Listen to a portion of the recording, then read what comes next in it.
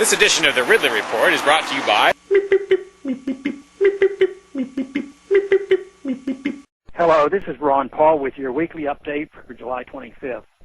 Imagine you had a pesky neighbor who somehow took out a mortgage on his house in your name, and by some legal trickery, you were obligated to pay for it.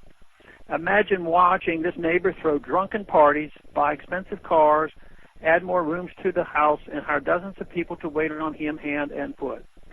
Imagine that he also managed to take out several credit cards in your name. One by one, he would max them out and then use your good name and credit to obtain another credit card, then another, and then another. Each time this neighbor would claim that he needed the new credit card to pay interest on the other maxed out credit cards.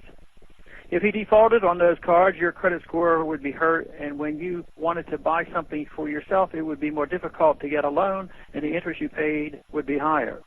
Imagine that you mulled this over, and time after time said nothing as he filled out more credit applications so he would not have to default on the other debt taken out in your name. Meanwhile, another shiny new Mercedes appears in his driveway. At what point do you think you might get tired of this game? And even though you are left with no really good options, do you think you might eventually tell him to go ahead and default? Just stop spending your money. This analogy demonstrates the position we are in with our government and the debt ceiling. The government has run up a huge debt in the name of the American people who are sick and tired of being on the hook for it. There are no really good options left. Defaulting on a portion of the debt may not be without cost, but it is better than handing the government yet another credit card. The government is using the usual scare tactics to strong-arm the people into going along with more spending. Remember the rhetoric surrounding the big bailout of October 2008? We were told not that this would be a calamitous for the banks, but for the people, who would continue to experience massive job losses and foreclosures. We were told that the economy would sink into a deep recession if this money was not handed out to too-big-to-fail corporate cronies.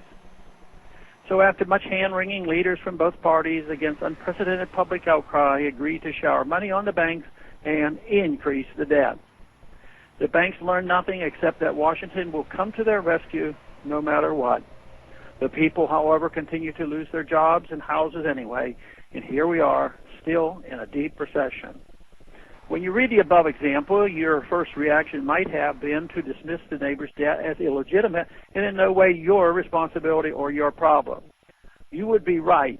No fair-minded legal system would hold you responsible for such a debt and would instead cart your thieving neighbor off to jail. Yet Congress can impose liabilities on you, your children, and grandchildren without your consent and even without your knowledge. This is another example of government holding itself above the law. Much like the TSA claims the right to molest us, yet arrested a woman who turned the tables last week, stealing somehow becomes legitimate when the government does it. We supposedly live in a nation of laws.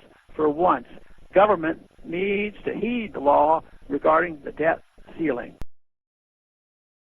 Should we raise the debt ceiling, yay or nay? Morning. Hi, how are you doing this morning? Governor, how are you? Good to see you. Hey, Governor. thanks, Jim. How are you? Very well. Good to see you. Good seeing you. Thank you. Thanks, guys. Wow, there's a good group here.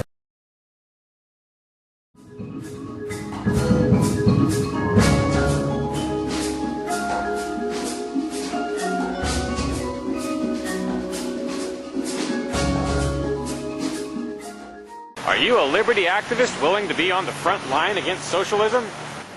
FreeKeene.com would like you to consider moving here to Keene. While Keene may have the largest number of liberty-oriented media outlets in the entire state of New Hampshire, there's still a need for more activists. Can you help them?